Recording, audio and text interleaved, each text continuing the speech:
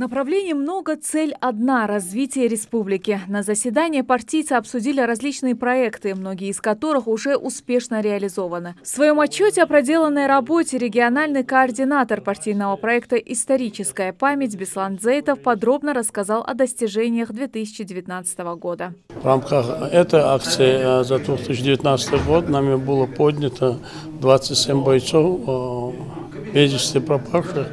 Из них было трое именные, значит, двоих мы доставили на Малую Родину и передали там у себя на родовом кладбище со всеми воинскими и духовными почестями. Один ждет своего часа, поскольку мы не можем найти его родственников.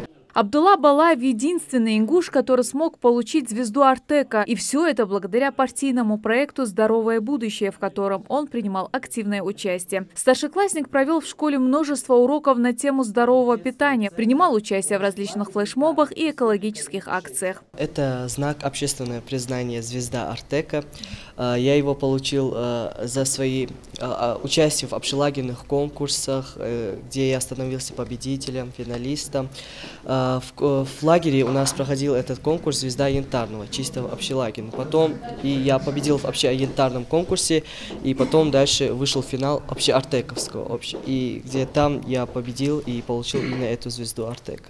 Если говорить о проекте «Городская среда», то уже построено 48 общественных территорий в 9 муниципальных образованиях республики. Благодаря этим преобразованиям у жителей региона появилась возможность для развлечения и обычных прогулок. Весь период реализации проекта в 2019 году со стороны партии осуществлялся контроль, совершались инспекционные выезды, контроль за проведением общественных обсуждений районами и городскими администрациями.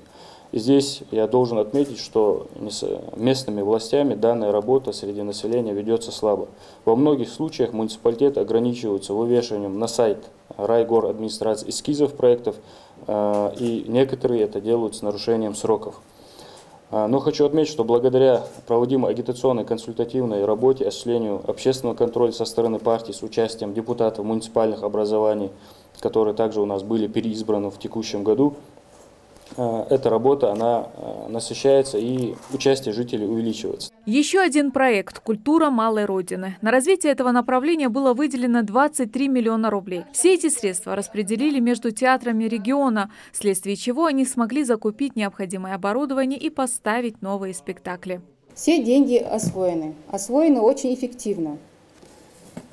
Из этих средств 3 миллиона 220 тысяч выделены для студии театра и кино «Барт» на приобретение звукового светового оборудования и создание спектакля «Женитьба» по пьесе Гоголя. 14 миллионов 562 тысячи рублей выделены для Русского государственного музыкально-драматического театра на создание спектакля по роману Льва Толстого «Хаджи Мурат». Завершая мероприятие, секретарь Ингушского регионального отделения партии «Единая Россия» Михаил Илезов подчеркнул, что в 2020 году необходимо наращивать работу по различным направлениям. По его словам, нужно более активно работать с населением и чувствовать проблемы людей.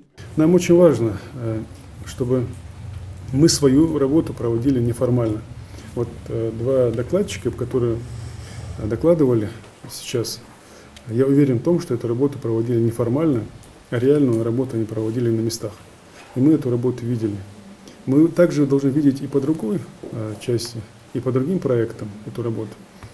И, значит, вовлекать все больше в эту историю как можно больше людей.